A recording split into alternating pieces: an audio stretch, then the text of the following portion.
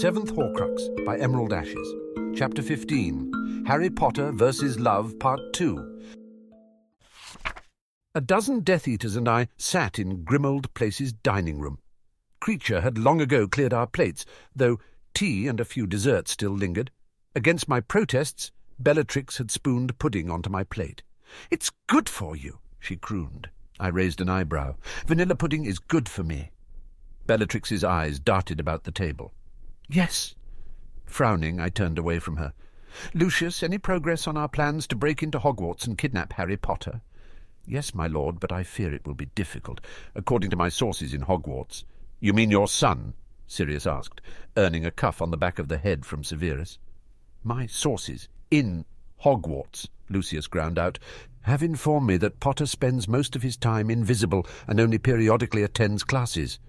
"He's never in defence," Severus drawled. I nodded. "And the break-in?" "We've acquired a vanishing cabinet that has a twin in the Room of Requirement. However, it seems to be broken, and my son sucks at magic," Sirius said. "In this instance, I have to agree," Severus said. "It's a wonder he's passing defence." Yes, you're the new Dada professor at Hogwarts," I snapped. "We're aware." "Things are progressing well under the circumstances, my lord." "Oh, Trelawney," Lucius ended sourly. Having wandered down from her floor, Trelawney watched us in silent horror. She looked like she might faint. This would be a poor decision, mind you, because the only person in a position to catch her was Bellatrix. I smiled at the seer. "Would you like to join us?" Trelawney shook her head, though the motion was slight enough that she may have simply been trembling. "There are 13 of you at the table. The first of you to rise shall also be the first to die. But if you join us, then there will be 14 people at the table, and we'll all be fine." Trelawney blinked. "Oh, yes, I suppose that might work. Truly, fate has favoured us this evening." She shakily settled into an empty chair. I, of course, immediately darted out of mine. "Ha! I've escaped!" Trelawney moaned, collapsing atop the table. Bellatrix seemed similarly upset. "But, my lord, you haven't eaten your pudding." "I don't want the pudding," I declared. She picked up the bowl, a maniacal look in her eye, and tried to grab my robes. Failing that, she said, "But, my lord, I made it just for you. It's really good. I love you." I fled the room, Bellatrix not far behind. Slughorn surveyed the class, chins trembling in excitement. "Ah, very good. It looks like everyone's here today. We'll be brewing Amortentia. Is anyone familiar with it?" Hermione's hand shot into the air. Slughorn chortled. "Miss Granger, reaching for the sky as usual, I see." "Amortentia is the most powerful love potion in existence. It's identified by its mother-of-pearl sheen, smells differently to every person, and causes a strong infatuation in the drinker," Hermione said. "Very good, Miss Granger." "Been reading your textbook, I see," Slughorn said. "Mr. Potter, you had something to add?" "I refuse to brew this potion," I said. The classroom filled with murmurs. "Really now, what's the trouble?" Slughorn asked. "Love potions are vile things. They completely consume the will of the victim, leaving them horrified and disturbed when the potion eventually wears off," I said. Ron gaped. "Really?" "Oh, yes, it's quite terrible for them," I assured him. "It's just a learning experience," Slughorn said. "Not a suggestion. Nothing to worry about." "Why would you teach someone how to do something if you don't want them to?" I snapped. "This is exactly the sort of thing that got that second-year Slytherin killed." Hermione said, "Harry has a point. I'm not sure if I'm comfortable doing this either." "I'd expect to see it on your newts. Almost no chance it wouldn't be," Slughorn said. She bit her lip. "Even still." "Do you know how many crimes are committed by people under love potion?" I demanded. "More than those under the Imperius." "Potter has a point," Blaise Zabini said. "You can talk someone under love potion into doing just about anything, running off the side of a building, taunting a hippogriff, challenging a goblin to a fight to the death. I was very sorry to hear about your stepfather. He was a good man, not too bright, but good," Slughorn said. "We were winning. I was certain of it. That isn't even getting into all the crimes committed against those under the potion. Robbery, sexual assault, murder." "Putting them under at all could be considered slavery," Hermione said. Ron was looking increasingly ill. I nodded. "And what about all the witches who give muggles love potions and then marry them? The muggles don't know to check for that sort of thing." "The magicals usually don't check either," Zabini noted. "And think of the children," Ron stuttered. "What about the children?" I said. "Can you imagine how it is for them? If their mother ever forgets to dose their father, he'll leave the family and she'll die of a broken heart. Then they'll be all alone, spurned by a man they never really knew." Ron slumped against the desk, groaning. Slughorn sighed. "Well, if you're all certain, I suppose we could just have an essay on Amortentia instead."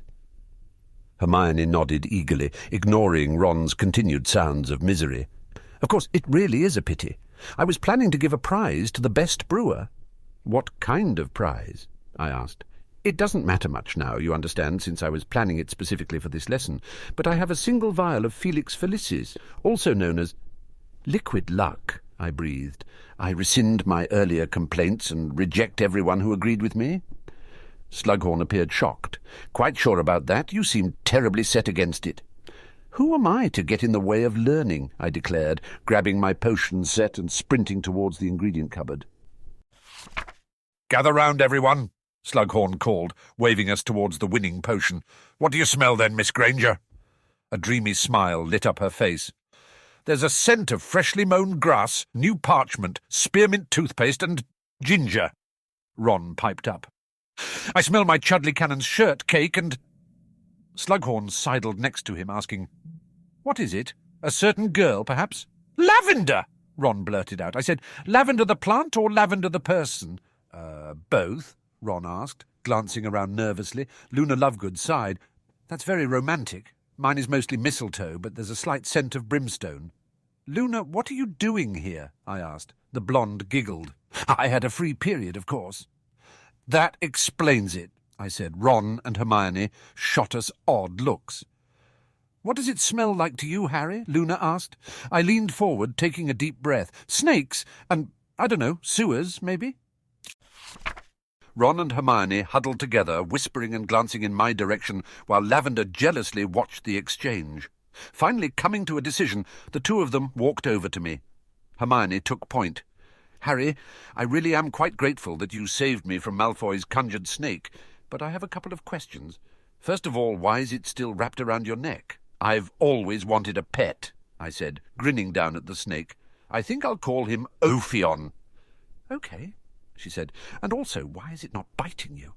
"I think he likes me," I said. "Also, I learned snake charming in—" "Ginny," Ron interrupted, "can you set up the privacy spells?" "On it!" Ginevra cried, rushing over to us. "Thanks," he said, then turned to me. "How do you really do it, then?" "I don't know why you don't believe me," I said sullenly. Hermione huffed. "All right, fine. I was going to give you a chance to tell the truth on your own, but you clearly have no intention of doing so. I heard you speaking to it in Parseltongue." "You don't know that," I said. "I could have just been hissing at it, unless you speak Parseltongue." I narrowed my eyes at her, and my new pet did the same, but the girl merely raised an eyebrow. "You hissed at it, and it immediately curled around your arm." Ron's eyes widened. "Wait a minute. In second year, were you the heir of Slytherin?" "No." "Oh, that makes so much more sense than the story you told me," Hermione said. Ron continued. "Then when you said that you were getting rid of the heir, did you just mean that you were going to stop? I was gone for 2 days, Ron. If I was the heir, what do you think I was doing during that time?" Ron shrugged. "I don't know. Dealing with your murderous urges?" "I'm not the heir." Hermione frowned. "It's all right if you were. We won't be angry. In retrospect, that conversation about how everyone was the heir was clearly a cry for help. Obviously, Hagrid shouldn't have been blamed, but he did turn out to be a Death Eater, so it's really for the best." "Look, I would love to take credit for this," I said, "but I'm not the heir." "Who was it, then?" Ron asked. I can't tell you," I muttered, stroking Ophion. Ron and Hermione shot me sceptical looks. Meanwhile, Ginevra was standing very still, eyes wide. It seemed that she was taking her duty as a guard very seriously. They probably wouldn't have believed me if I explained that the actual heir was Voldemort's childhood diary. Even if they did, that might lead them— well, Hermione to realize the existence of my Horcruxes. A decoy was clearly necessary. I said, because even if you talked to him, he wouldn't remember the incident. You see, I obliviated him because I, like Dumbledore, believe in second chances. "The red girl smells like fear," Ophion informed me. "Quiet," I snapped. "I'm trying to convince them that I'm not evil, and you eating someone will not help the situation."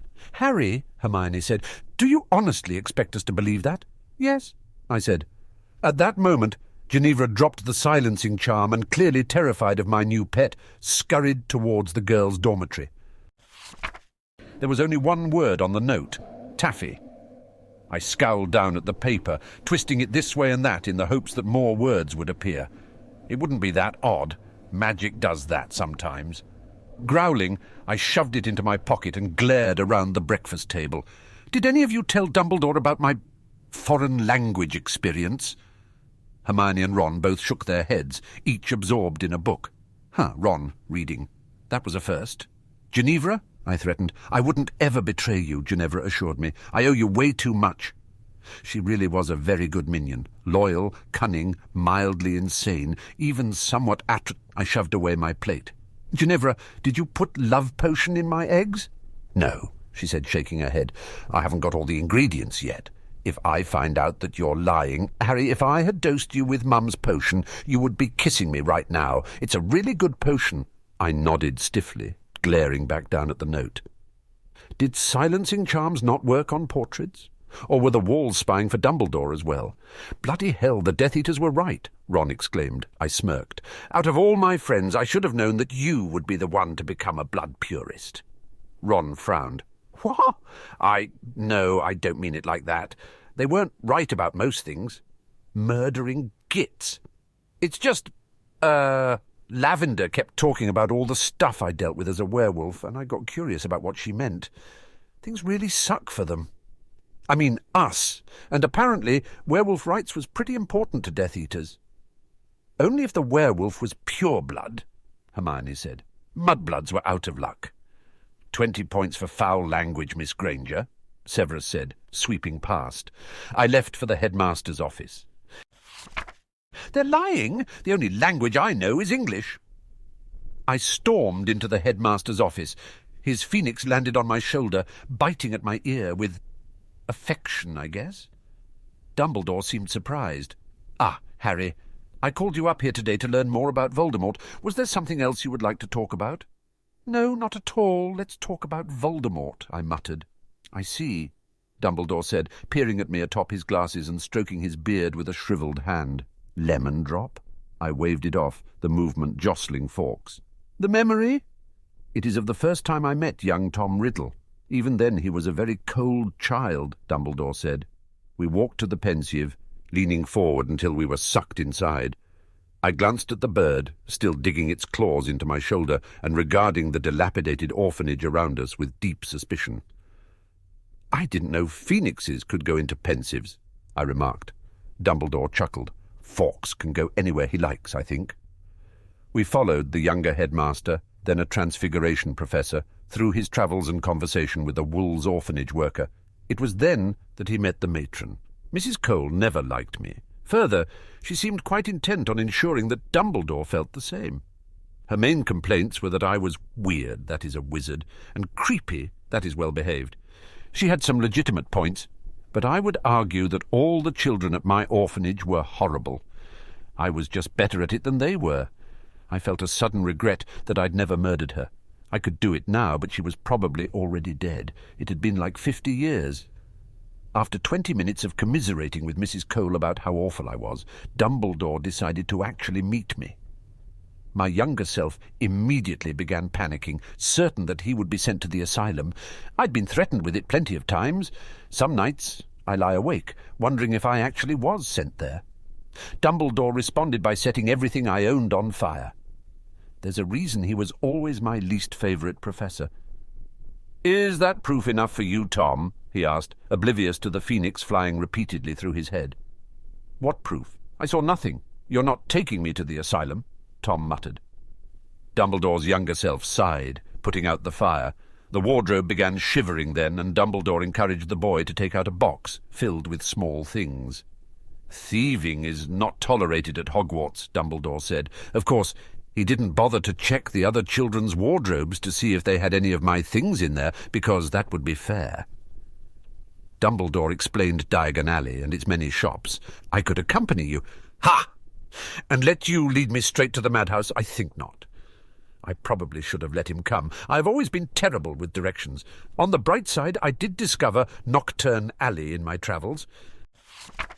The moment he heard footsteps on the staircase, Ron dove under his bed covers. Ginevra giggled at the very noticeable lump he made under the blankets. "It's just me," Ron said. Me isn't Lavender, is it?" "No, it's Ginny," she said. You'd think Ron would know his only sister's voice, but I suppose fear had taxed his already limited mental abilities. "Oh, thank Merlin. Wait, what are you doing up here? You better not be messing around with Dean, or I'll kill him," Ron snapped, bursting out from under the bed covers. The redhead sat on the corner of his mattress. "Dean and I broke up a couple of weeks ago." "He didn't hurt you, did he?" Ron asked, face darkening. She shook her head, smiling. "No, nothing like that. Dean just didn't want to date me anymore because he thinks I'm obsessed with Harry Potter, and I didn't really want to date him anymore because he got upset every time I tried to help Harry. Also, trying to maintain dozens of friendships and a relationship at the same time is exhausting." Ron frowned. "Oh, well, why did you come here then?" "Harry needs our help downstairs." "With what?" Ron asked. "Dunno. He didn't say." Ginevra turned towards the door. "Harry?"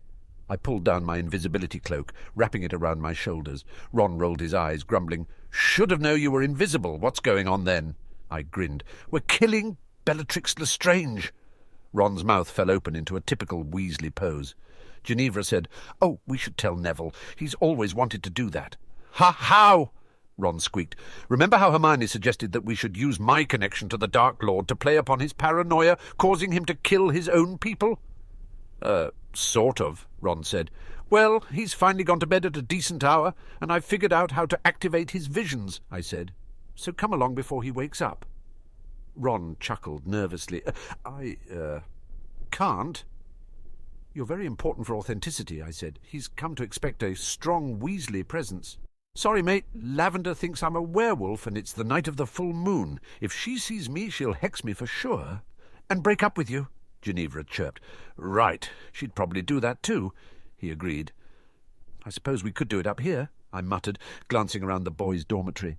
"You might want to put on robes first, though." "Let us begin our latest meeting of the Junior Order of the Phoenix," I declared. I stood on Ron's bed. Below me, Hermione, Ron, Ginevra, and Neville sat cross-legged on the floor. I made a show of slowly surveying them. "It looks like everyone is here, so we shall move on to our first order of business. What have we heard from our mother organisation?"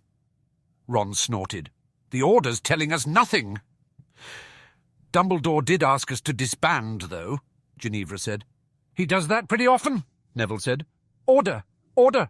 Calm yourselves," I said, gesturing for them to settle down. "Let us move on to our next topic. What have we heard from our spies?" "I have not heard anything from Bellatrix Lestrange for weeks," Hermione said, carefully enunciating each syllable. "I believe she may be dead." Neville slumped forward, leaning his cheek against a loose fist. "No, I don't believe it." "Well, it was going to happen eventually," Ginevra said. "She overacts all the time."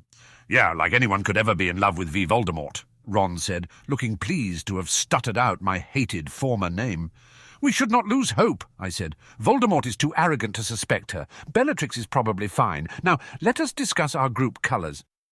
"I suggest red and gold," Hermione said. "Who approves of that suggest—" "OK, he's gone," I said. "Nice job, guys. I love how you all sounded as if you had no idea what you were doing." "Especially you, Ginevra.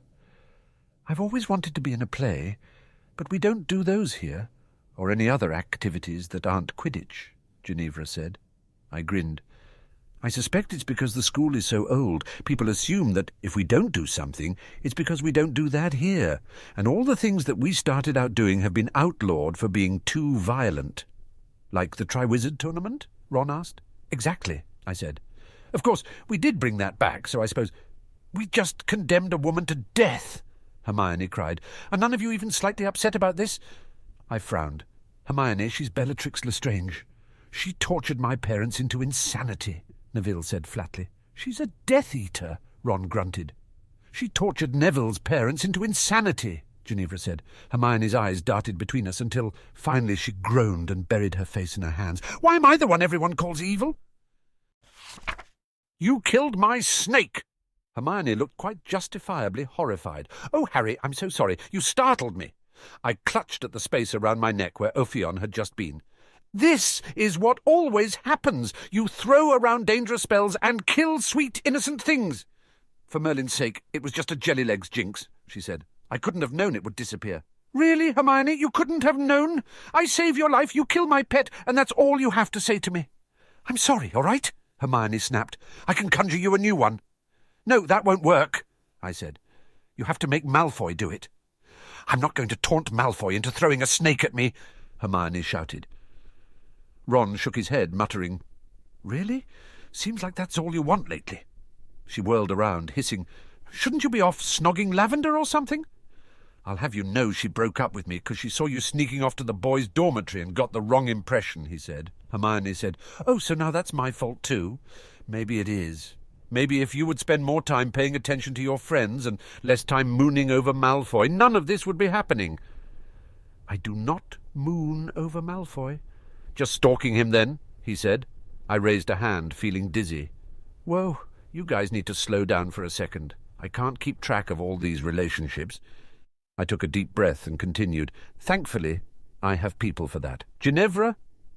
The redhead ushered us into seats facing an empty wall where Hermione and Ron continued sneering at each other. With a flick of Ginevra's wand, dozens of pictures flew onto the board. She cleared her throat. "Ron's ex-girlfriend, as of this morning, is Lavender Brown. Lavender is currently trying to get together with my ex-boyfriend, Dean." "That was quick, the bint," Ron grumbled. Hermione elbowed him in the ribs. A crowd had begun to gather, and Lavender threw a hex in Ron's direction. But her first crush was Parvati Patil. It wasn't really a crush. We just practiced kissing together so I would be better at it for guys like Deanie, Lavender said. Ginevra continued. "Now, Parvati may be a little too close to her twin, but no one talks about that for fear of being labelled a pervert. Padma likes Ron, possibly because he reminds her of her sister. Ron, meanwhile, is in love with Hermione Granger, but he hasn't realised that yet." Ron yelped. "What?" Hermione flushed, clearly uncomfortable with the scrutiny this declaration had earned her. "Hermione also loves Ron, but she's waiting for him to grow up first, so it'll probably be a while. Hermione has also been stalking Draco Malfoy. Meanwhile, in the Slytherin dorms, Crabbe is dating Tracy but likes Daphne, and Goyle is dating Daphne but likes Tracy. This would be completely independent from the web, except that all of them are also stalking Draco Malfoy. Now, Draco likes his father, his money, and spending inordinate amounts of time in the room of requirement." "How do you know that?" Hermione asked. "I only figured it out a couple of days ago." "Quiet," I said. "She's on a roll." "Presumably he uses it for disturbing and vaguely sexual purposes because Draco, like all purebloods, is a pervert." Ron's face twisted in confusion. "Gin, we're purebloods. Nobody likes Neville," Ginevra continued, "but he likes Ginny Weasley. She hasn't noticed yet." "You—" Ron began, stopping short when Hermione set a hand on his shoulder. "Because she has a huge crush on Harry Potter. Unfortunately for Ginny, Harry only likes inanimate objects and abstract concepts because his emotional development stalled somewhere around age 11. Hermione nodded, always eager to undermine my authority. "I could widen the web to include people not directly connected and the younger years, but then I'd need a bigger wall," Ginevra finished apologetically. "That isn't necessary," I assured her. While Ginevra bowed to the Gryffindor common room, I turned to Hermione. "So, Draco's hanging out in the room of requirement, huh? We could do something about that." "Malfoy can't get into the room of requirement," Hermione said, pacing the common room. "How is that even possible?" "I sealed the room, but it isn't foolproof. He can still collect the key, which I've broken into 7 pieces and scattered across the castle. Once he's gathered them all, he'll realise that he didn't need a key. The true key was within him all along." "So he can get in, then?" Hermione said. "Not for months." She raised an eyebrow. "Why didn't you just lock the room and not leave the key lying around?" "This is a ritual, Hermione," I said. "It's better than most magic, but only works if you make it somewhat fair. Without a loophole, it isn't fair. For instance, the Fidelius will hide you from everybody, but you have to trust one person because you can't hide from everybody." Hermione frowned. "I've never read about that before." "It's dark magic." "Huh," Hermione said, collapsing into a love seat. "I guess I don't need to follow Malfoy around any more." "Not unless you want to," I agreed. Hermione stared at the fireplace blankly. The distant squealing of Lavender Brown, new girlfriend of Dean Thomas, filled the silence. After a few minutes she said, I reorganized my schedule so that I would have plenty of time to investigate Malfoy, so now I don't actually have anything to do. You could always start recruiting for your dark army. She blinked at me, and I elaborated. Genevra is a good start, but now is the perfect time to network. Try getting the Slytherins. They're already trained to be minions. And to hate me, Hermione pointed out. It'll be fine. Just tell them you're a pureblood. Hermione laughed, no doubt delighted by my suggestion. It isn't that simple, Harry. Of course it is. You say that you're from the Granger family, who are really famous in France, and they would know that if they weren't a bunch of backwards, untravelled hicks. They say that they'll check up on your story, but they never do. You're joking, she said. Happens all the time, I said. I'm pretty sure Abraxas Malfoy was a Muggle-born. He said he was from France. Have you ever been to France? I've never been to France. I don't think Draco's been to France. If he has great-grandparents there, why hasn't he ever visited? Where are the great-grand-Malfoys? Hermione began massaging her temple, probably Lavender's fault. You did not just accuse Draco Malfoy of being a half-blood. Of course not. Draco's a pure-blood. Lucius is the half-blood. Hermione said, Regardless, I've told plenty of people I'm a Muggle-born. I nodded. Hermione had backed herself into a corner, and once again it was my job to rescue her. In that case, tell them that Muggle-borns don't exist, I said. Hermione merely raised an eyebrow, pointed at herself, and said, Really? No. Hear me out here, I said. What if all Muggle-born children are just magical children whose parents left them with memory-charmed Muggles and then died? Or maybe they just didn't want them. Hermione said, I'm sure that if we ask Ron, he wouldn't know, I said. The Weasleys keep all of their children. That's why everyone thinks they're weird. She sighed. This is the most ludicrous thing I have ever heard in my life, and I've been friends with you for 6 years. I stared her dead in the eyes. Are you honestly telling me that you can't think of a single person who would charm a Muggle for free babysitting? Lavender's squeals split the air, and Hermione, defeated, trudged off to bed. And cannot access the room where he's keeping all of his materials until he completes a quest. Lucius finished his report, placing a kiss on the hem of my robes.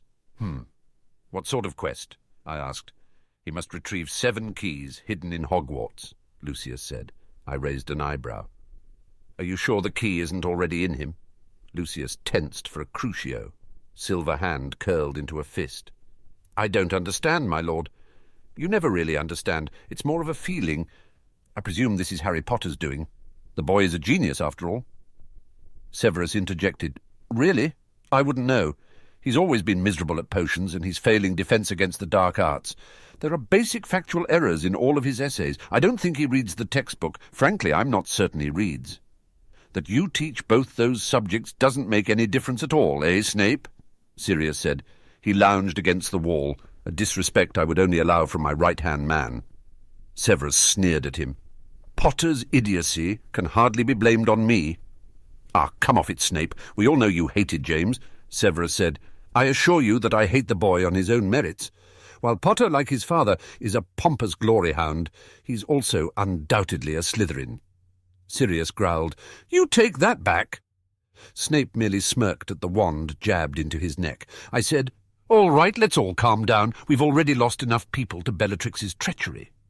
In retrospect, her insistence on killing her fellow Death Eaters makes a lot more sense now. I continued, So the previous plan is ruined, then? Yes, my lord, Lucius said, trying to hide within his hair. I sighed. I suppose we'll just have to flew in, then. Sirius blinked. Wait, we can do that? I shrugged, rising from my throne. I don't see why not.